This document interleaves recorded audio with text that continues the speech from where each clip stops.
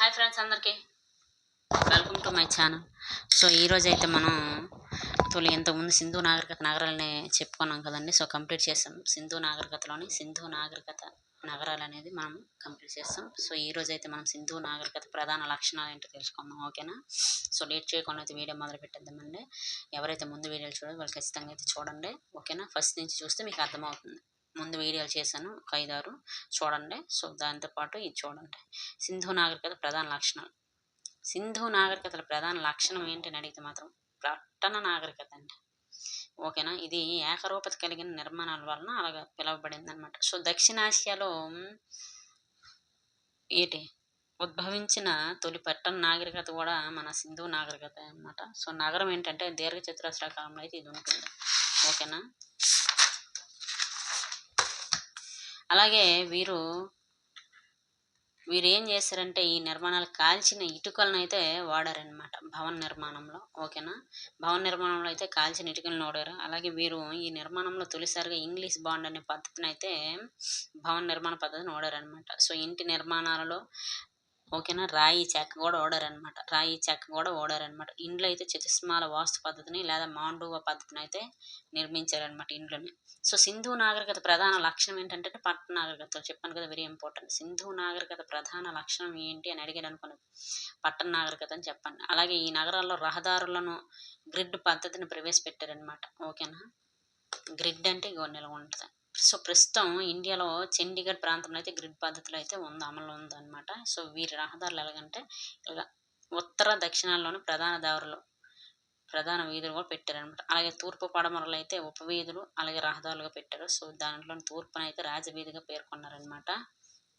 Next 4 రహదారులు కోడల్ని ఏమనేవారంటే Oxford సర్కస్గా అన్నారనమాట, పిలుస్తారనమాట. సో దీని ప్రత్యేక లక్షణం ఏంటంటే సింధు నాగరికత యొక్కది డ్రైనేజ్ సిస్టమ్ ఉండేదన్నమాట. సో ఇదే డ్రైనేజీ వ్యవస్థ కలిగిన మరో నాగరికత ఏది అని అడిగినాను. క్రీటు నాగరికత అని చెప్పండి. క్రీటు నాగరికత అంటే గ్రీకు నాగరికత, ఓకేనా? అర్థమైంది కదా.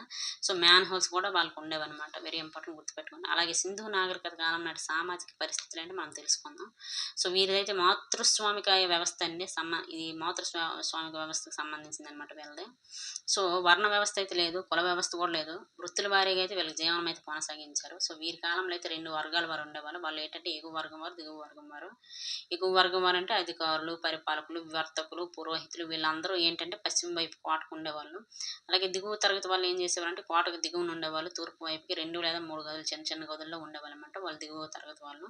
అలాగే వీరి కాలంలో ఎక్కువ మంది చేతి వృత్తుల వారు ఉండేవాళ్ళు అనమాట. సో ఎక్కువ సంఖ్యలో కూడా ఎక్కువ ఉండేవారు అనమాట, పేరు వీళ్ళదేనమాట. సో వీరు అలంకార ప్రియులు అనమాట. సో వినోద ప్రియులు, శాంతి ప్రియులు. సింధు నాగరికత ప్రజలు అనేవాళ్ళు అలంకార ప్రియులు, ఓకేనా? వినోద ప్రియులు, శాంతి ప్రియులు అనమాట. సో అలంకార ప్రియులు ఉన్ని నూలు వస్త్రాలు అయితే ధరించేవాళ్ళండి. సో వీరి ప్రత్యేక ఉత్సవాలు అయితే కాటన్ ధరించేవాళ్ళు. అలాగే వీరు ఉత్తరీయం అంతరీయం ధరించేవారు అనమాట, గుర్తుపెట్టుకోండి. అలాగే వీరికి తెలియని వస్త్రం ఏదైనా ఉందంటే సిల్క్, వెరీ ఇంపార్టెంట్, గుర్తుపెట్టుకోండి. వీరికి తెలియని వస్త్రము సిల్క్ అనమాట. సో ఆర్సి మజుందార్ దీని మీద ఒక వ్యాఖ్యానం అయితే చేశారు. అది ఏంటంటే నేటి ప్రజలకు సింధు నాగరికత ప్రజలు అలంకరణ విషయాల్లో ఏమాత్రం తీసిపోరు అని చెప్పేవాడు ఆర్సి మజుందార్. ఎవరు చెప్పారు? ఆర్సి మజుందార్ చెప్పారనమాట. ఎందుకంటే అలంకార ప్రియులు సింధు ప్రజలు, ఓకేనా? సో దాన్ని ఉద్దేశించి ఆర్సి మజుందార్ గారు మనకి స్టేట్మెంట్ అయితే ఇచ్చారు, ఓకేనా? గుర్తుపెట్టుకోండి. హరప్ప మొహంజోదారో నగరాలను సింధు నాగరికతకు చెందిన జంట నగరాలు కూడా అభినందించిన వారంటే ఫిగాట్ అనమాట. సో లాంగ్ సైర్లో యాక్సైర్ లండన్లో నగరాలు అనమాట, ఇవి జంట నగరాలు. సో వాటితో పోల్చాడు అనమాట మొహంజోదారోని హరప్పన్ అనమాట. ఎవరంటే ఫిగాట్, గుర్తుపెట్టుకోండి, వెరీ ఇంపార్టెంట్. అలాగే వీరు బంగారం, వెండి, కంచు, లోహాన్ని అయితే ఉపయోగించారండి. సో వీరు రాగిని అయితే తక్కువగా వాడారు. అలాగే వీరు ఎక్కువగా కంచును వాడారు, వెరీ ఇంపార్టెంట్, కాస్యంని, రాగి ప్లస్ తగరం అనమాట. సో వీరికి ఇనుము గురించి అయితే తెలియదండి, ఇనుము గురించి అయితే వీళ్ళకి తెలియదు. వీరి ప్రత్యేకత ఏంటంటే మురుగు నీటి పారుదల అనమాట, గుర్తుపెట్టుకోండి. సో వినోదం ఏంటంటే చదరంగం, ఈత పందాలు, సంగీతం, నాట్యం, అలాగే ఎడ్ల పందాలు వీరి వినోదాలు అనమాట. సో నాట్యం అనేది కొంచెం ప్రధాన వినోదం అనమాట. ఇందులో వీరి ప్రధాన వినోదం ఏంటంటే ఆట ఏంటంటే చదరంగం అనమాట. సో వీరికి తెలియని వినోదం ఏంటంటే రథ పందాలు అనమాట. సో వీరు, ఓకేనా, జంతువులను మచ్చిక చేసుకున్న వారు కుక్క, మేక, గొర్రె, బర్రె, పంది. సో వీరికి గుర్రం, సింహం, ఆవు అయితే తెలియదండి, ఓకేనా, శాంతి ప్రియులు అనమాట వీళ్ళు. అలాగే వీళ్ళు కత్తులు, గోడలు, ఈటలు, బల్లెం అయితే ఆయుధాలు అనమాట వీరివి. సో వీరికి తెలియని ఆయుధ పరికలు అంటే డాలు, శిరస్త్రావం అండి. సో వీళ్ళు యుద్ధ ప్రియులు కాదనమాట, శాంతి ప్రియులు. చెప్పాను కదా మీకు ఎంతమంది. సింధు నాగరికత ప్రజలు యుద్ధ ప్రియులు కాదు, శాంతి ప్రియులు. అంటే శాంతిగా ఉంటారు, యుద్ధాలు చేయడానికి ఇష్టపడలేదు.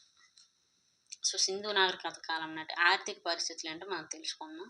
వీరి కాలంలో ప్రధాన వృత్తి అయితే వ్యవసాయం అండి. సో వీరు ప్రధానంగా ఖరీఫ్, రబీ కాలాల్లో పంటలు అయితే పండించారు. అక్టోబర్, నవంబర్లో విత్తనాలు అయితే జల్లి ఏప్రిల్లో వీళ్ళు రాతి కొడవలతో అయితే పంట కోసారనమాట. సో వీరు వరదలకు ఆనకట్ట కూడా వేశారనమాట. గుర్తుపెట్టుకోండి, వీరు పూర్తిగా పండించిన పంటలు ఏంటంటే గోధుమ, బార్లీ అండి. సో తర్వాత స్థాయిలో అయితే వీరు వరి, సుగంధ ద్రవ్యాలు, పప్పు దినుసులు, నూనె గింజలు, పండ్లు, పూలు అన్నీ పండించారనమాట. నెక్స్ట్, ప్రపంచంలో తొలిసారిగా ప్రత్తి మరియు వరిని కూడా పండించిన వాళ్ళు సింధు ప్రజలనండి, మొదటి వారు. అలాగే భారతదేశం మొదటిసారిగా పండించింది గోధుమలండి. సింధు ప్రజలు భారతదేశం మొదటిగా అయితే గోధుమను పండించారు. సో వీరికి తెలియని పంట ఏంటంటే చెరుకు, తర్వాత రాగులండి. ఈ 2 పంటలు వాళ్ళకి తెలియదు. ఓకేనా, ఆప్షన్లో ఏది ఇచ్చినా అది పెట్టండి. చెరుకు మెయిన్. ఓకేనా, చెరుకు ఇవ్వకపోతే రాగులు ఇస్తే రాగులు పెట్టండి. నెక్స్ట్, వ్యాపారం. సో వీరు ప్రధానంగా Mesopotamia, Iraq, Persia, Iran, Egypt, Afghanistan దేశాలతో అయితే వ్యాపారం, వ్యవసాయం సంబంధాలు అయితే కొనసాగించారనమాట వీళ్ళు. సో సింధు నాగరికత ఎక్కువగా మెసపటోమియాలో అంతర్జాతీయ వ్యాపార సంబంధాలు అయితే చేశారండి. ఎలా తెలుసుకున్నామంటే మనం ముద్రికల ద్వారా తెలుసుకున్నాం అనమాట. సో సహాయంతో తెలుసుకున్నాం. అలాగే మెసపటోమియా, సింధు నాగరికత మధ్య వ్యాపార వర్తకానికి మధ్య వారధిగా ఉన్న కేంద్రాలు అంటే మక్కా తీరం, అలాగే దిల్మన్ లేదా బహ్రెయిన్ తీరాలు అనమాట. దిల్మన్ లేదా బహ్రెయిన్ తీరాలు. ఓకేనా, గుర్తుపెట్టుకోండి, వెరీ ఇంపార్టెంట్.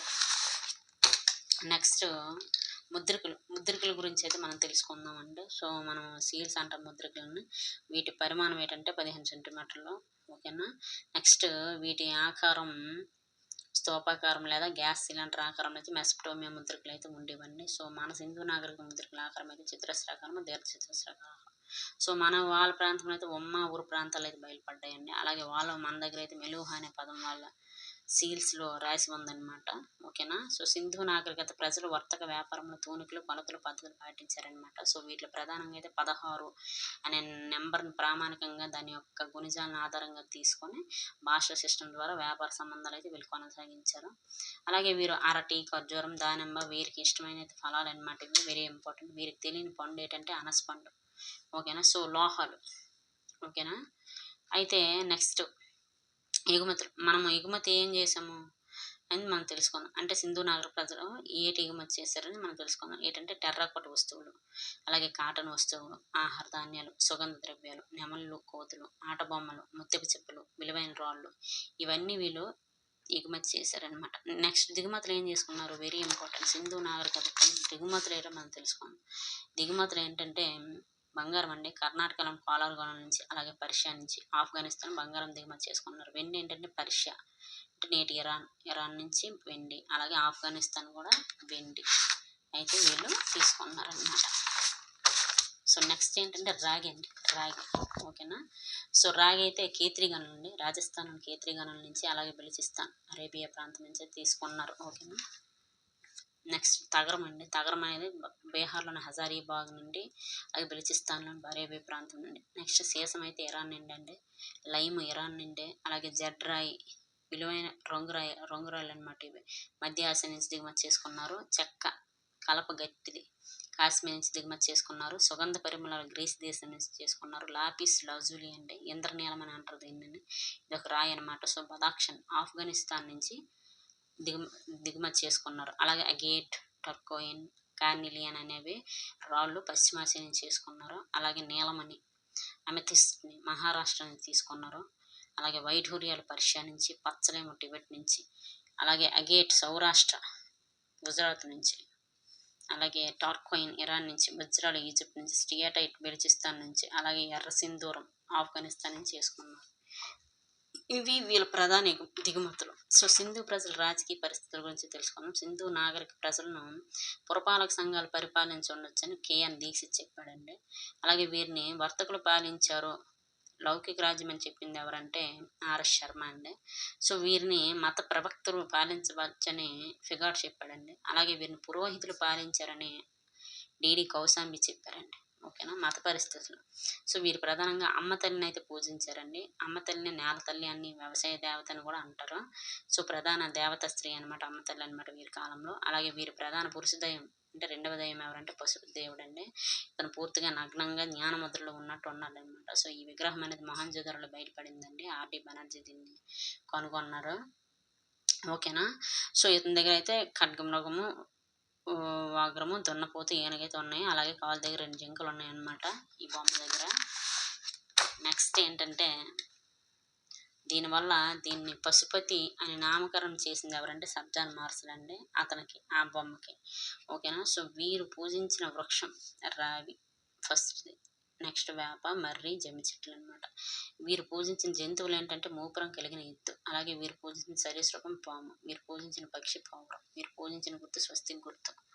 వీరు పూజించిన గుర్తులు ఏంటంటే లింగం, యోని. ఓకేనా. వీరు చనిపోయిన వ్యక్తిని ఉత్తరం వైపు తలన ఉంచేవారండి, ఖననం చేసేవారు.